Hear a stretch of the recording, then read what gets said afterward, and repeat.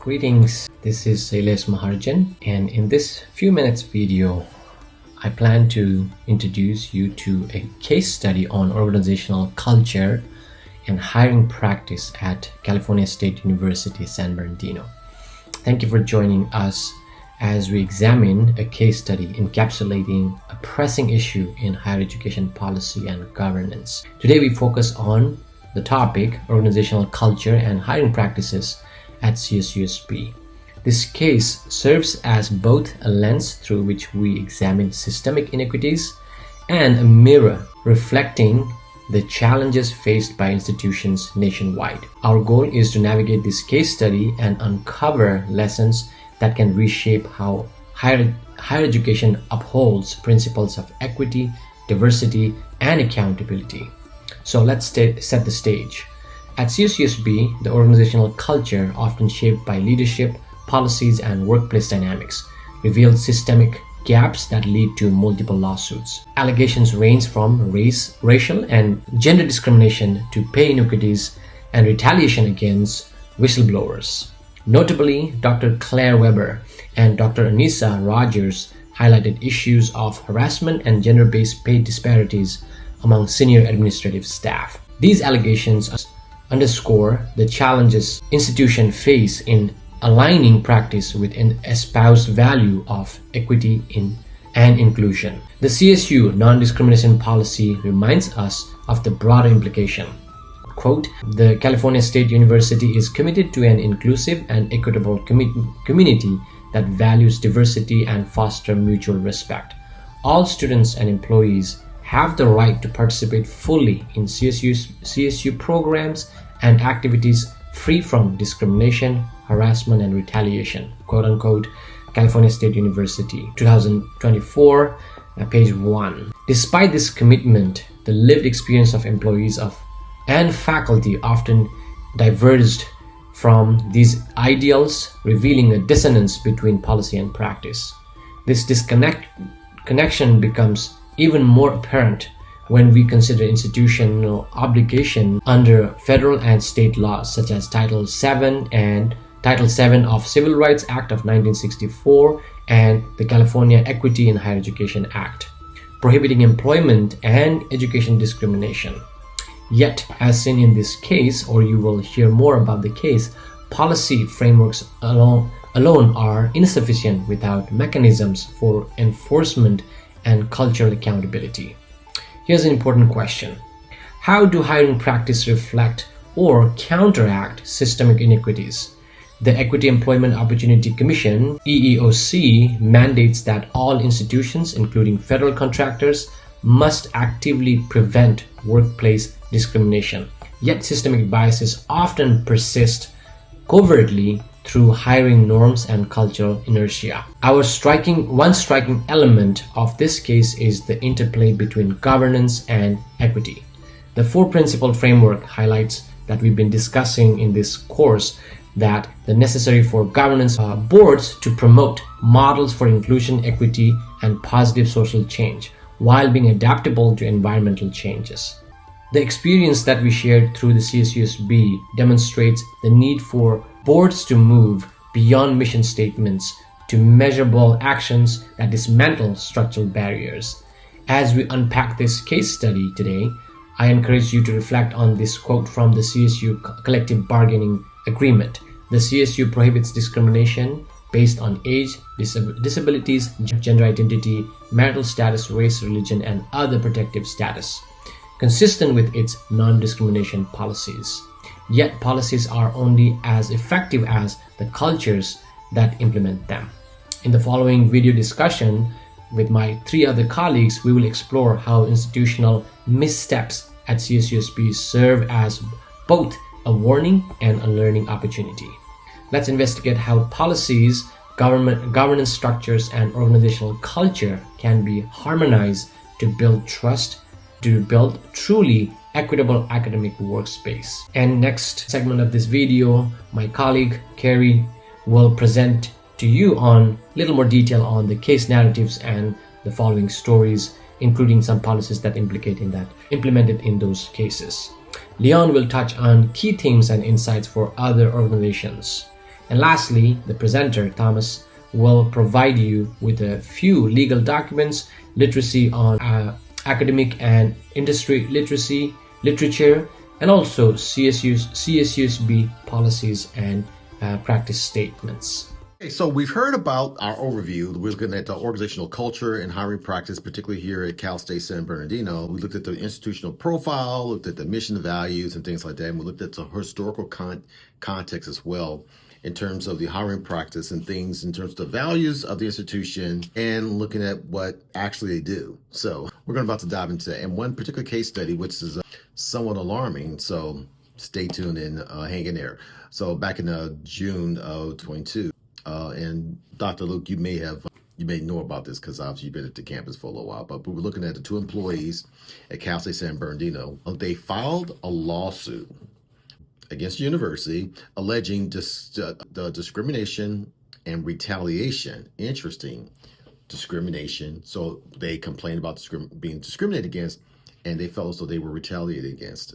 But this is pretty interesting because it was actually a police officer here on campus, right? Her name was Joanna Barbara Matthews, and she claimed that the police department discriminated against her based on her identity as a black queer woman. So a black woman who's gay or lesbian. Community partnerships analyst Carmelia Fowler also brought a class action lawsuit alleging that the university violated the Fair Employment and Housing Act by discriminating against her and other employees who are women and people of color in pay. So they're saying because of the minority status being a protected class that they were treated differently. Okay, there's more. Okay, so last year, matter of fact, March of 23, Dr. Claire Weber and Dr. Anissa Rogers filed a lawsuit against the Board of Trustees of the California State University. So they lawsuit against the actual CSU system, but they also sued President Morales. So Tomas Morales, along with Dean Jake Zhu, who was the dean at the Palm Desert campus at Cal State. Now the lawsuit alleges that Cal State San Bernardino engaged in gender discrimination and harassment, and that the plaintiffs, Dr. Anissa Rogers and Dr. Claire Weber, faced retaliation after complaining that these issues even existed. So Dr. Weber, who was back then was the vice provost, now listen to what her complaint was, complained about pay disparities between females and male vice provosts. So I guess there are a number of vice provosts, and the ones that are male are obviously making more money than those who are female. Dr. Rogers, the then associate dean out at the Palm Desert campus, reported that male employees were permitted to harass female employees and that the university needed to address this whole situation with sexism. Both plaintiffs alleged that they were forced to resign. They were terminated after raising these concerns. So either they was going to shut up, deal with it, resign, or they were going to be fired. Interesting. Now, it is my understanding that here's some very interesting. We just heard my colleagues talk about Silas and Leon. They talked about, the values, the things that this university stands for. And while that's written on paper and that's on the internet and what is an institutional framework on how we govern ourselves as a university, people, not just your mainstream staff, we're saying people who are fairly high level in the institution, very articulate about their concerns to the degree that it made it to the courts. Now, I'm not sure that there's been a ruling as of yet, but it's very shocking, this provocative case centered around what they say they're going to do and then what actually happens here. And we can talk about the examination of the Cal State San Bernardino's organizational culture elements that led to the lawsuit, the type of behaviors and things that were allowed. Imagine this. So if someone's being treated unfair, you understand what the roles and responsibilities are in terms of what the institution stands for. But at the highest level, because any organizational culture, that culture is dictated by what the leadership does and allows. And because they themselves are being complained about in terms of what they stand for and what is actually going on is pretty daunting. So I found this to be very discouraging. I would hope that they're doing things now to sort of correct some of these things that are going on. And then, too, I think there needs to be a very thorough evaluation of the hiring practice here. I'm going to go nameless. Obviously, I mentioned these things because they were in this public information. And when you go public with your concern, your complaint, obviously it's fair game for everyone. But I know of individuals personally who I work with, who are colleagues of mine, that has said some of the very same things. Particularly what's paramount, what I've heard a lot about is the pay disparity and how certain things are sort of swept under the rug. And you would think even at a public institution, those things would not necessarily be the case. Pretty interesting and provocative to say the least. As we review this case study, several themes and insights emerge. So the main theme that emerges is the importance of promoting diversity and inclusion and really fostering an inclusive workplace culture. Modeling this behavior promotes productivity, career satisfaction, and commitment to the vision and mission of the institution. And as professional staff and faculty, we are modeling inclusive and collegial behaviors that we expect our students to emulate. And with this comes the responsibility of enacting strategies for implementing effective diversity and inclusion initiatives, especially during this time when these particular initiatives are under attack. Theme number two centers around ensuring fair hiring practices. And this happens through the development of transparent and equitable recruitment processes, which begins with equity-minded hiring practices, which promote inclusion and the support of student success. This is critical because diversity in faculty and university leadership prepares students to engage in a global and diverse world. This practice also requires developing equity-minded hiring criteria, equity-themed cluster hirings, and equity-minded interviews, which aligns institutional and departmental commitments exemplified by the formation of search committees that are representative of diverse constituencies. Institutions must ensure that the criteria used in hiring faculty, staff, and administrators do not discriminate on the basis of race, gender, national origin, religion, sexual orientation. This requires the university leadership to identify their biases and confront their own assumptions and privileges early on in the recruitment and hiring process. Theme number three reminds us that we have to establish robust complaint mechanisms by creating accessible channels for reporting discrimination or harassment and ongoing mandates of annual trainings about these channels and processes.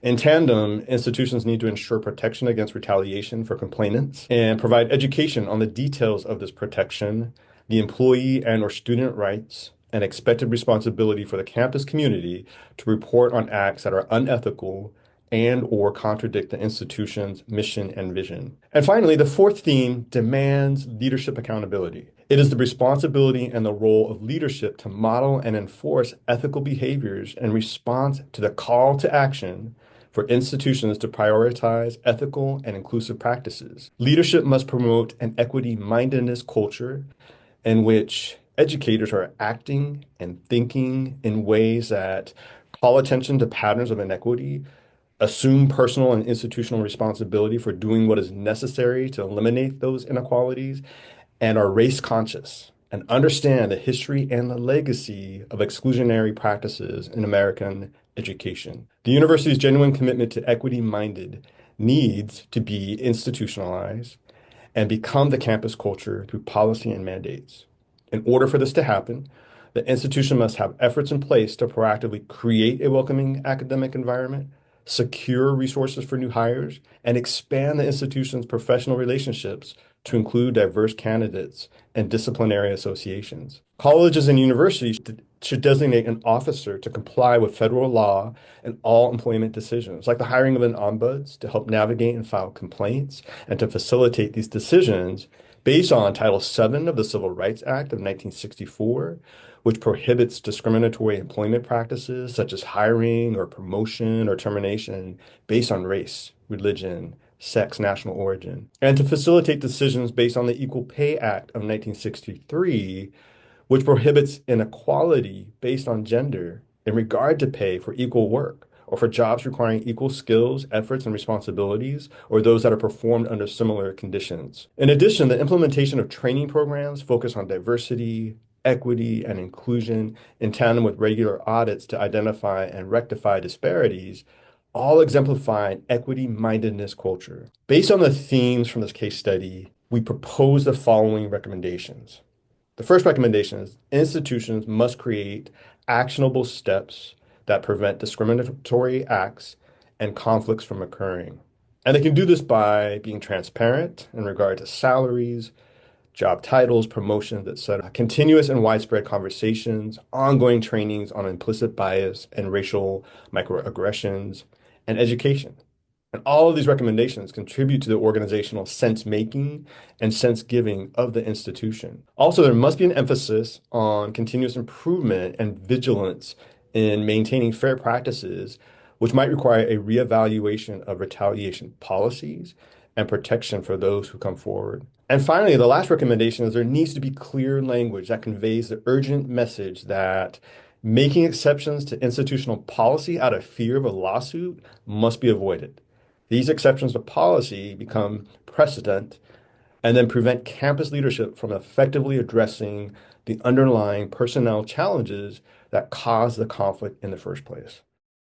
Hey everyone. To wrap up our case study on organizational culture and hiring practices at CSUSB, I'll be discussing the references we utilized, the legal and academic frameworks in our analysis, and actionable insights for improving organizational culture and hiring practices. We began by examining legal documents and case files directly related to the lawsuits. These court records, including findings and outcomes, provided a solid foundation and understanding for understanding the allegations, the university's defense, and the rulings. The level of detail ensured that our analysis remained fact-based and objective. We also grounded our study in research from leading scholars and industry experts on organizational culture, hiring practices, and compliance. Articles and studies on systemic discrimination, equity in hiring, and the impact of inclusive workplace practices helped us connect the case at CSUSB to broader trends and challenges in higher education. Finally, we reviewed CSUSB's own policies and public statements. While these documents outline commitments to diversity and inclusion, the lawsuit reveals significant gaps between policy and practice. This disconnect is a key lesson for any organization aiming to align its values with its actions. Now, from our research, several key themes emerged, offering practical insights for CSUSB and other institutions. Number one, promoting diversity and inclusion. Institutions should not adopt comprehensive policies. Institutions should adopt comprehensive policies that go beyond legal compliance to foster a truly inclusive culture. Institutions should adopt comprehensive policies that go beyond legal compliance to foster a truly inclusive culture. Also, creating an environment where all employees feel valued, regardless of their background, is critical to long-term success. Number two, ensuring equitable hiring and compensation practices. Conducting regular audits and implementing transparent processes can help identify and correct disparities in hiring and pay. Number three, establishing robust reporting mechanisms. Safe, confidential, and accessible channels for reporting discrimination or harassment are essential, coupled with fair and prompt investigations. Number four, preventing retaliation. Preventing whistleblowers from retaliation not only ensures compliance, but also builds trust within the organization. And number five, holding leadership accountable. Leadership training and accountability are non-negotiable for fostering an ethical and equitable workplace culture. Now, as we conclude this case study, it's evident that addressing systemic issues within organizational culture and hiring practices requires intentionality, transparency, and an ongoing effort. CSUSB's challenges, while deeply concerning, offer lessons to other institutions to prevent similar issues. These lessons emphasize the importance of aligning values with actions and ensuring that policies are not only written, but also practiced. If we all work together to champion these values, we can create environments where everyone has an opportunity to thrive. See you later.